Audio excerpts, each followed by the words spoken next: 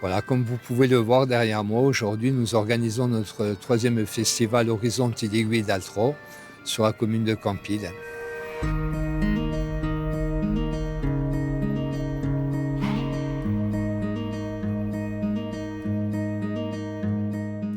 Je suis chargé plus particulièrement de la programmation de ce festival Horizon Tidigui d'Altro, Horizon d'ici et d'ailleurs, dont cette année c'est la troisième édition et nous sommes dans le Casacogne, dans le Haut-Casacogne, avec un lieu central à Campile et nous rayonnons avec des activités sur les communes alentours qui sont donc partenaires, Crogitia, Ortiborio, Pentaquadella et Casabianca.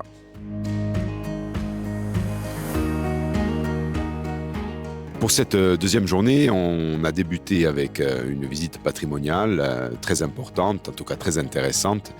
C'était celle du couvent, des ruines du couvent de Casabianca, que tout le monde connaît comme étant le lieu où Pasquale Paoli, un 14 juillet 1755, s'était fait élire général de la nation. Mais nous avions sous la main un très très bon historien, un très bon orateur aussi, un très bon conteur, et c'est Jean-Christophe Liccia qui nous a raconté finalement tout ce qui a précédé ce 14 juillet 1755, les origines du couvent, les moines qui ont vécu, le service qu'ils pouvaient apporter aux populations, donc énormément de domaines très très variés qui ont enchanté l'auditoire qui était présent, et les explications se sont continuées avec l'église d'Ortiporio, Sant'Austin, l'église paroissiale, qui était très très liée bien entendu au couvent de Casabianca. Ça c'était dans la matinée, et ensuite on a repris à 14h avec une table ronde. C'était notre première table ronde sur ce festival consacré au thème architecture au pluriel et paysage également au pluriel. Et là, on avait convié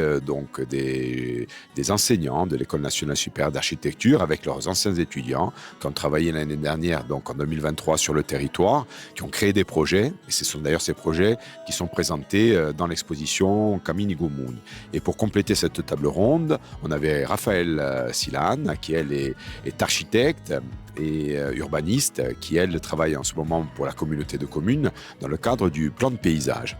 Donc le plan paysage, alors qu'est-ce que c'est? Un plan paysage, l'idée en fait c'est de créer un outil de projet qui permettent justement de fédérer l'ensemble des communes, puisqu'il y a 42 communes qui sont concernées sur ce territoire, donc qui permettent de fédérer ces 42 communes autour de projets en fait. Donc l'idée du plan, c'est pas comme un plan local d'urbanisme, l'idée du plan c'est vraiment un plan stratégique, donc c'est une forme de plan guide en fait qu'on est en train de mettre en place, de manière à pouvoir rédiger des fiches actions et passer assez rapidement sur de l'opérationnalité. Donc ça sera des projets qui seront, il y en a certains qui seront des petits projets à court terme, moyen terme et long terme. L'idée, voilà, c'est vraiment l'idée du faire. Donc aujourd'hui, on est dans une phase qui est encore une phase de diagnostic.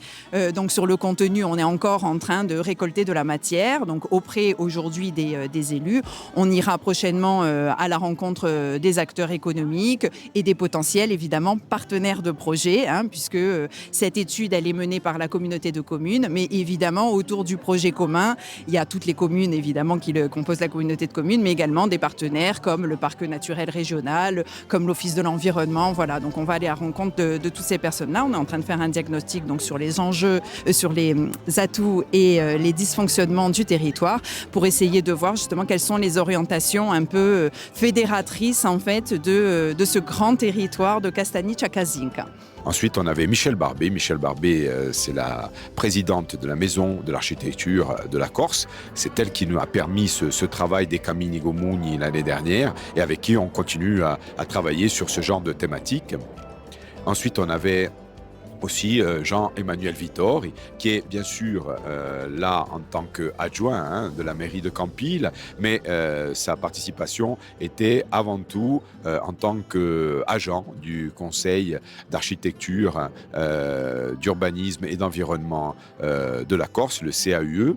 Et lui, il est géographe et il gère également les SIG, et puis il connaît très bien les sentiers, donc il a pu lui aussi apporter une contribution très intéressante au débat, qui était très détendu, très naturel, et là, le format table ronde a très bien fonctionné. Ensuite, on a enchaîné, parce qu'il faut un petit peu se détendre aussi, on a enchaîné avec le concert du groupe Nafor, qui est un groupe vénitien, qui a été invité par Christian Andreani, qui est un de nos autres artistes ou prestataires sur le festival.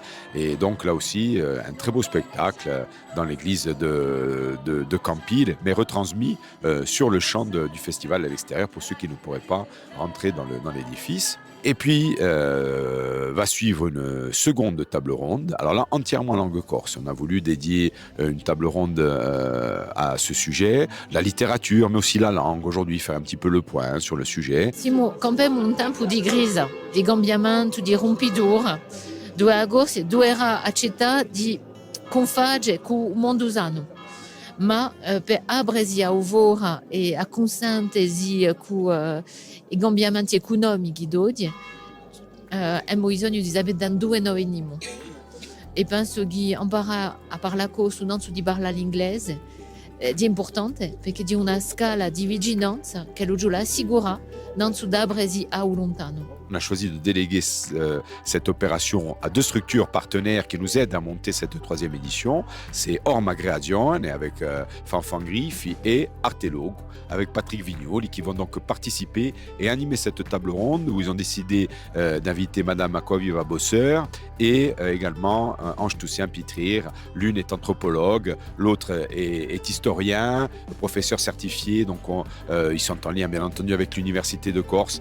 On va avoir, je pense, là aussi un débat très, très intéressant, très nourri. Et ensuite, avant de repartir sur un autre spectacle où on va à nouveau se détendre, ça sera vers 18h, 18h30, Tempus Fugit. Il y aura un moment intéressant, c'est la remise des prix, le prix photo, du concours photo de la communauté de communes. C'est la 3e édition. Et cette année, ici à Campil, on peut voir toutes les photos des 2 premières éditions et de celles de cette année, donc qui sont présentées sous format exposition. Ensuite, on aura Christian Andreani qui reprendra du service parce qu'il participe aussi au concert du groupe vénitien avec son groupe Abrigada San Martino qui va animer, on va dire, l'intervalle en extrême fin d'après-midi, début de soirée avant le concert sous chapiteau gratuit de ce soir qui va donc mettre l'ambiance en terrasse ici au San Pedro, le restaurant de Campil. Et donc à 21h, 21h15, c'est le second concert gratuit du festival. Et ce soir, c'est un groupe jeune qui va nous faire de la variété, du pop, du rock, les gros standards. C'est le groupe Pikis Band, donc pour assurer une très bonne ambiance jusqu'aux alentours de minuit.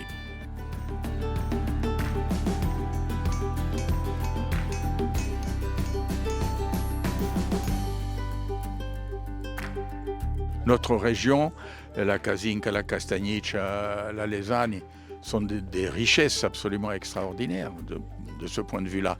On en découvre, moi chaque fois je suis surpris par la qualité des choses que nous montrent et par la qualité de nos conférenciers. Voilà, aujourd'hui nous avons Jean-Christophe Litsch qui est un conférencier extraordinaire.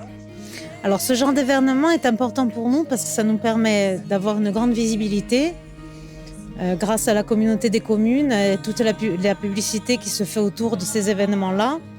Et le fait de parcourir les villages comme ça d'année en année, ça permet de faire connaître un peu plus cette marque et de montrer aux gens en temps réel nos créations et notre savoir-faire. On est là à l'invitation de la mairie de Campil parce que l'année dernière, on a réalisé un travail de reconstitution de l'histoire des familles du village, dont on voit ici un exemple avec l'arbre, c'est-à-dire qu'à partir des documents d'état civil, paroissiaux, registre de taille, état des âmes, registre de notaire, on a reconstitué l'histoire des familles du village. Donc ça s'est traduit par la réalisation de 3 arbres de descendance qu'on a présentés sur cette place. Et on a fait 2 projets de livres qui regroupe toutes les informations qu'on a pu retrouver sur l'histoire de cette famille. Et cet été, au mois d'août, on va revenir à Campil, on va représenter les arbres en faisant une 4e famille et on réalisera une conférence sur l'histoire des familles, le nom de famille de la piève du Casacone qu'on présentera le dimanche 11 août à Campil. Cette manifestation, nous l'avons créée pour atteindre différents objectifs. L'objectif, en tout cas l'un des objectifs principaux, c'est que la Castagniccia-Casica est un territoire, à part sa frange littorale qui est très urbanisée aujourd'hui, en tout cas c'est du périurbain, les gens ont facilement accès à la culture. L'intérieur, par contre, est un petit peu pauvre en grandes manifestations, notamment des manifestations qui sont hors saison. L'été, il y a quand même un petit peu d'activité, c'est plus facile, mais en hors saison, c'est-à-dire bien avant l'été, au printemps, les manifestations culturelles de qualité, en tout cas de grande ampleur, sont rares. Et donc l'idée de la communauté de communes, ça a été d'abord de proposer un événement donc au plus près des territoires, au plus près des villages, au plus près des habitants qui sont finalement le plus éloignés de la culture, du patrimoine, des manifestations festives. Ça, c'était la première chose. C'est travailler pour les habitants de notre territoire. Le deuxième objectif, c'est plus tourner vers l'extérieur. Et donc, c'est montrer notre territoire et appeler les gens à venir nous découvrir, à venir découvrir la diversité de la Castagniccia-Casica. C'est pour ça aussi que cette manifestation, elle est itinérante et que tous les ans, elle change d'endroit. C'est la 3e édition, nous sommes dans le Haut-Casacogne. L'année dernière, on était dans l'Ampugnani à la Porta. Et la première année, l'année inaugurale, on était à Orizza. Dans l'Orizza, on était à Pedigroge. L'année prochaine, on sera en Casinca et on aura bouclé en 4 ans notre premier tour. Et puis, en 5e année, on retournera dans l'Orizza et ainsi de suite. Donc voilà en gros les grandes particularités. Amener la culture au plus près des habitants, montrer notre territoire, avoir une manifestation vitrine et décliner, se faire mieux connaître également et décliner toutes les grandes actions, tous les grands projets de la communauté de communes. Et c'était par exemple le cas de cette table ronde de 14 heures. Écoutez, pour nous, c'est un enjeu très important parce que nous avons fait le choix de le faire hors saison estivale pour redynamiser un peu l'intérieur, pour faire connaître même notre belle région aux résidents corses, donc, et pour redynamiser le commerce de l'intérieur également. Je trouve qu'il est important qu'on soit aux côtés de ces communes du rural pour les soutenir. Mais il y a une volonté politique, comme je vous l'ai dit. Nous sommes très fortement soutenus également par la collectivité de Corse pour mettre en place ce festival. 90% de nos communes sont dans le rural, donc on se doit vraiment d'être présent dans le rural et de soutenir les commerçants qui sont là, les artisans, et de les mettre en valeur. Il faut venir découvrir la Castagniccia-Casica, il faut venir voir le programme que nous proposons. On essaie toujours d'être divers, on essaie toujours d'être varié, on essaie toujours de mettre en avant les richesses de notre territoire, les richesses culturelles, la richesse identitaire, la richesse naturelle, la richesse patrimoniale. Et donc c'est quelque chose qu'on aimerait partager d'abord avec nos habitants, les habitants du territoire, qui quelquefois connaissent mal leur propre village, et puis le partager avec tous ceux de Corse et puis tous ceux d'ailleurs.